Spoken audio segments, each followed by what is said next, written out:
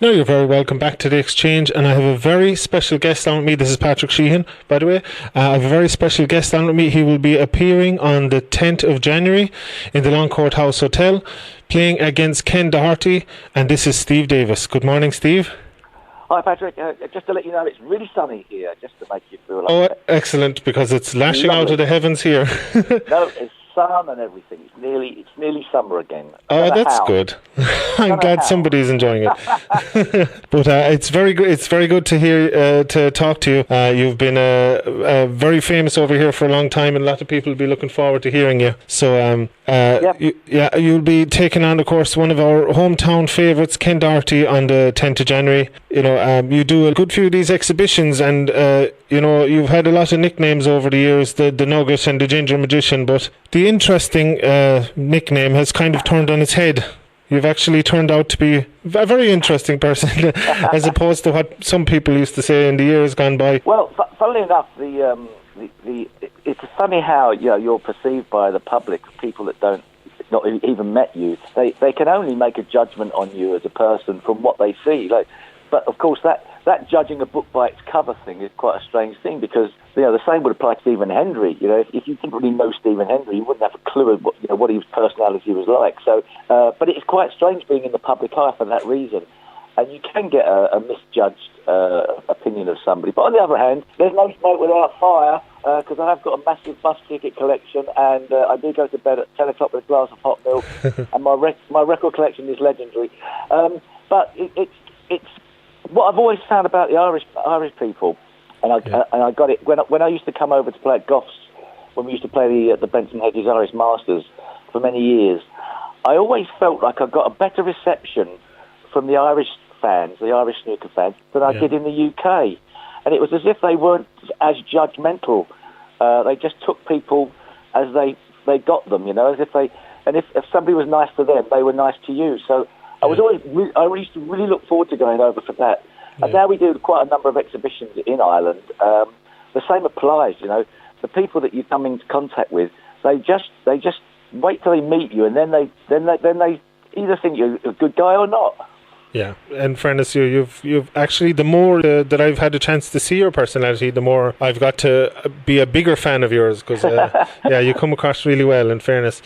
These exhibitions, do you see them as kind of a break for you from the stressful part, the broadcasting and things like that, as a way to have a bit of fun and to keep your game sharp? Well, I mean, my game isn't sharp. I'm not too sure what end to use these days. I've stopped competing, so I don't really play too much. But the thing about a snooker exhibition, and the same, doing it with Ken is always great, because he's great character, great fun. The thing about a snooker exhibition, I always feel it's like a celebration of the camaraderie and a celebration of snooker. And anybody that plays snooker will know how great a social game it is. Yes.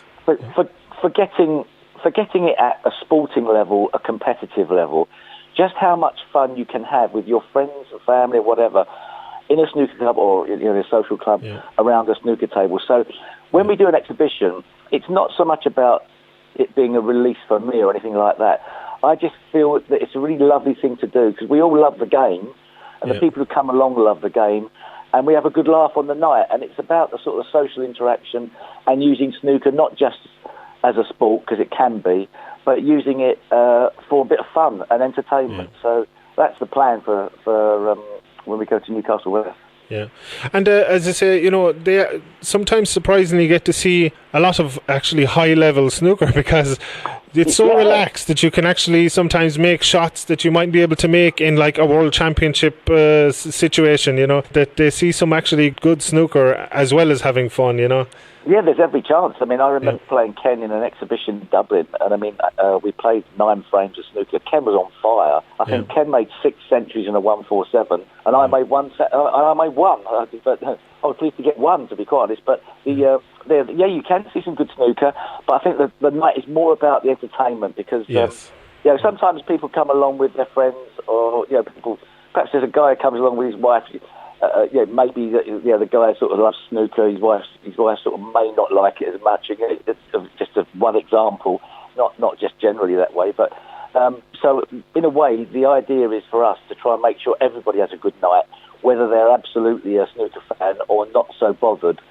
So we try and make it very light-hearted, and we have a lot of fun on the night. Yeah. Of course, this year you actually won the Senior Irish Masters. Yeah. Well, that was I have to thank Stephen Henry for that, because he had to pull out at short notice. Yeah. And the gentleman that runs those events was really struggling for somebody else to fill Stephen's place. And I'd said that I didn't really want to play competitively anymore. But I sort of said, well, look, just this once I'll do it, just for the fun of one time. And I ended up winning the event, which was mad. I mean, and you beat some big names on the way, John Paris, I did. Jonathan Bagley in the final. Yeah. But it was once again, that event is a bit more fun than a normal event. It's a bit more light-hearted. But even so, I did win it. So that was mad to go back to Goffs after all those years. And I used to, Goffs was my office at one stage. I won the Irish Masters 8 times there. So I had great memories of the place. Every time I walk in the place, I feel like, even though the horses probably own it, I feel like at one stage I owned that place. Yeah, definitely, for sure. But the horses out of it. Yeah, exactly. Of course, at the moment, Mark Allen is doing pretty well. He was Northern Ireland's own. He won the Scottish Open. And do you think, he's never kind of made a good run at the World Championship? He's never got to the final or won it. But do you think that's something that could possibly be in the future? Yeah, well, I think he's all of a sudden put himself in the frame. He's a really good player. I personally, I've got no judgment on who's going to be good or not. It's really hard to judge. At one stage, I didn't think he was going to be that good, but then all of a sudden, I quickly changed my mind, because he's got a lot of talent, and the fact he started winning now, and obviously winning the Masters in London last year, or the early part of this year, last season. All of a sudden, his stock has risen. He's now a winning machine, and who's to say what he's capable of? The World Championship is a bit of a grueling event. 17 days. It's a tough one to win, and there are so many good players trying to win it. But why not? He's a very accurate player. So all of a sudden, if he keeps on winning in the build-up to the World Championship, who's to say he won't be the fourth Irishman to win the World Championship? I think it would be. Yeah, it'd be great. Of course, in the 70s, you had Ray Reardon, was dominating, and of course yourself in the 80s, and Hendry, of course, with one of the most in recent years, World Championships in the 90s. But nowadays, it seems to be more. You've had Ronnie and John Higgins, Mark Selby having good runs, but it seems to be more mixed nowadays. Do you think that the day of the era of certain players dominating, say, a decade, that those kind of years could be gone by because it's so high quality nowadays? I think it's harder to dominate. It's getting similar to golf. You can't turn up and be winning every event. But I would say that Ronnie O'Sullivan's still doing a fantastic job in dominating. I'm not sort of saying that there aren't other players capable, but he hasn't played in all the events this year, and all of a sudden his strike rate of getting to the final or winning is very high. Yeah. So he's still the guy. He's still the guy that's out there, and I don't see anybody at the moment who's coming along and making his standard look second class. Yeah. For as long as he can do it, and obviously he's 43, he's getting older. It gets tougher as you get older. For as long as he can do it, he's still going to be there or thereabouts. At his best, I suppose he's unplayable. He's one of the most talented at any sport ever. At his best. So snooker's actually lucky to have him. Such a genius. Yeah. Amazingly, in the UK Championship that was gone just a little while back, the person who gave him the hardest match was Ken Doherty. Which was in the early rounds, which was fantastic. It shows you Ken's still in there fighting. Oh, Ken is always hard to beat, isn't it? Yeah. Of course, Ken had that famous comeback match in 2007, and he's always famous for being a great defensive player. And I don't think we'll get to see too much of the defensive side of it now, but we'll get to see I'm sure he's quite a talented attacking player as well. Speaking of Ronnie O'Sullivan, actually, he was talking about setting up a kind of a tour himself with some of the elite players. But what do you think of that? Do you think that that's something that could actually happen? Well, I think what's happened is that he has an element of frustration with how his career's going, in as much as perhaps he doesn't want to play in every event.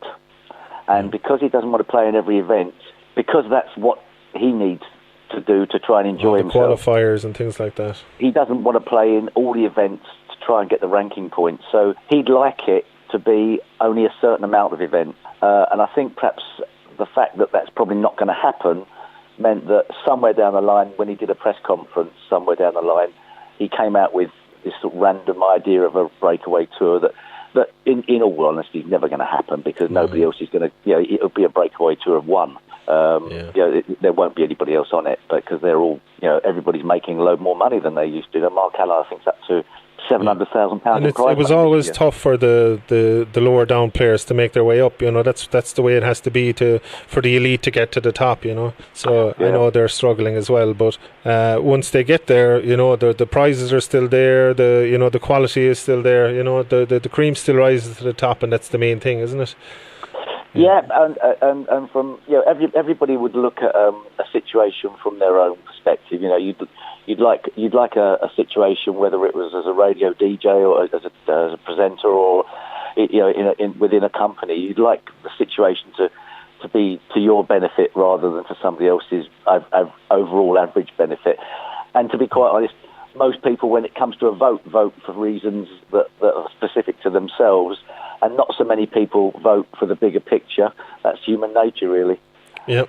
And I suppose, getting back to yourself, actually, a lot of people, of course, know you as the snooker player, but you've actually have a lot of strings to your bow. You've been playing chess, you've played pool, you've, of course, very good at trick shots, poker, and you're, of course, very talented broadcaster on the BBC, but also something in common with ourselves here. You were actually on community radio. You had your own music show, a progressive rock show on community radio.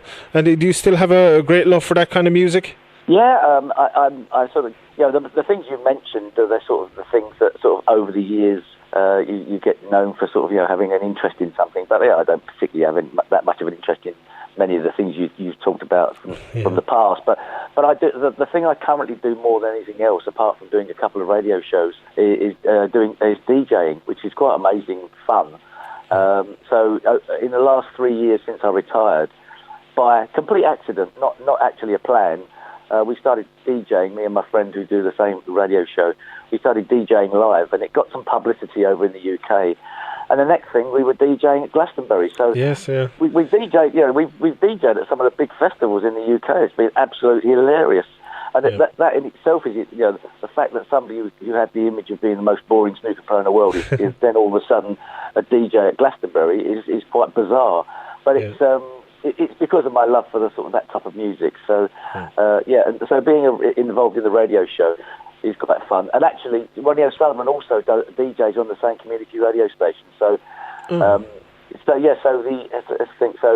Phoenix FM, which is the local community radio station in Brentwood, has a total of 11 world snooker titles. That's something another station definitely cannot brag anyway. No. Of course, you did play a bit of pool in your time as well, and you played to a fairly high level. You played in the World Championships. What did you see as the main transition to go from snooker to pool? The most difficult things, the hurdles to get over? Well, the game that I played was called 9-ball pool, so it's not the game that is played in the bars and pubs, which is just sort of pub 8-ball. Yeah. So all the games are different. So but that's the game that's played in America, and so the specific differences are quite subtle. But you still got to be able to hit a ball with a stick and get another ball in a hole. So they have a lot of similarities. Yeah, you had that famous game with Earl Strickland, of course, where he was protesting the crowd, and Michaela Tabb and everything. It was so funny. He definitely had a unique personality, and like Efren Reyes, some of the legends you took on, and you were very successful in fairness. But getting back to the exhibition, of course, there's going to be, you'll of course be taking on Ken, but also there'll be the trick shots, and that's something that I've seen you over the years. You've had some great talent in doing some amazing trick shots, and what have the people to look forward to when it comes to some of the trick shots that they'll be seeing on the night?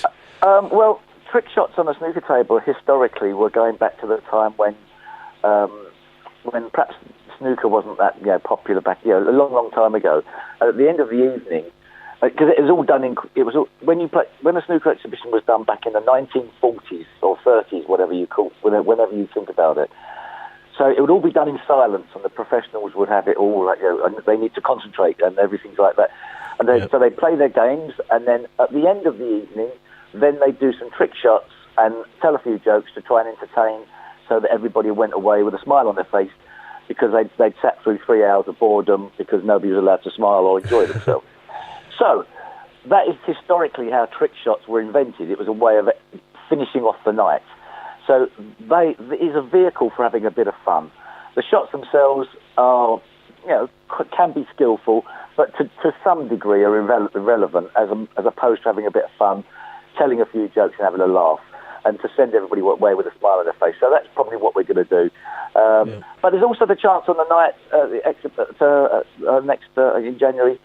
We also we auction off a couple of frames for the local hospital. I think we're raising money for the charity, so we have a chance for the local players to actually play with me and Ken. So that's more fun sometimes when you play the local lads, because sometimes you get some really good players, or you just have a bit of laugh with somebody else who wants to pay some money for the charity, for the hospital, and just wants to have a laugh. Yeah, it'll be a great night out. Thank you very much for joining me, Steve. It's been an absolute honour to talk to you, and I'm so looking forward to meeting you on the night as well. Lovely. Okay, we'll come down. We'll have a good fun. I guarantee that nobody will be as bored as they think they were going to be. Definitely not. Quite the opposite, actually. I can attest to that. So that's 6-time world champion Steve Davis. Thank you very much for talking to me. You'll be playing an exhibition against Ken Doherty on Thursday, the 10th of January, with trick shots and everything like that. Doors open at 7:30 p.m. and ticketstop.ie for tickets. Thank you very much, Steve. I'll talk to you. Bye-bye. Bye-bye.